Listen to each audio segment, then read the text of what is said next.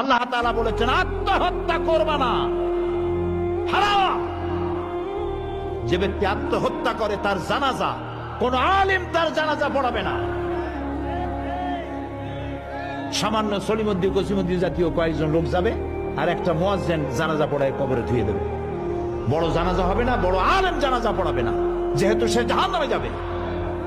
আত্মহত্যাকারী কোথায় যাবে? কিন্তু এই যুবক পোলাপানগুলি ওরা তো বোঝে নাই, ওদেরকে বুঝানো হইছে যে তোমরা যদি এই কামটা করো একেবারে বেহেশত তো যাবাই, মরার সাথে সাথে আল্লাহর সামনে গিয়ে হাজির হয়ে যাবে। আপনারা ক্যারাম বোর্ড খেলা নিশ্চয়ই দেখেছেন অনেকে। আর ভাই কইতে লজ্জা কি, আমিও তো খেলছি ছোটবেলায় ক্যারাম বোর্ড খেলা, এটা কি কোনো গুনাহ নাকি?